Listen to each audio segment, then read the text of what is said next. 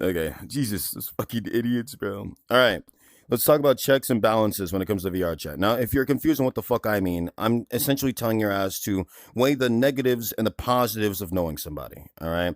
And then go from there to dictate if you're going to have them in your life. I find that a lot of people in VR chat are a little bit confused or lost on when they should unadd somebody or how they should go about it. Right. Or if it's even justifiable to do so. Right, as they usually focus on the emotional aspect of knowing the person instead of what has actually transpired between them. I find that to be very odd, obviously, right? Because in my mind, if someone is causing an issue for you, your friends, your overall quality of life, and they bring literally no intrinsic value outside of just causing problems, they need to go. But for some people, they're funny enough to keep around despite being all these problems or all these issues. That can come a dime a dozen, but still, it means that if you were to unadd them, right, it would be completely justifiable. You don't, technically speaking, you don't need to cut off a person as an issue for everyone else or even for yourself, right?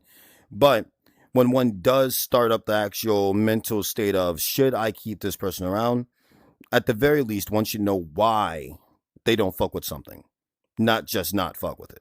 You should be able to explain why, be able to kind of reason in your head if you're the bad guy or the good guy, or if this is reasonable or if this is unreasonable, right? And I think that's a bare minimum when it comes to doing your checks and balances when it comes to a person that you know or a person that you don't want to know. You get me? Are they good for me? If they are, what's all the good qualities that keep me around? Are they bad for me? If they're not, what are all the bad qualities that make me not want to fuck with them? And then go from there to decide if you want to keep that motherfucker in your life or not. Right? Your friends, honestly, will probably say something that can be taken into consideration. People that you know, love, fuck with, acquaintances, right? Oh, excuse them, they're fighting again, right? They may come in and probably give a little word of opinion, but ultimately, you and your friendship, all right, is between you and yourself, all right, and the other person. Most people shouldn't really have too much of an influence on that.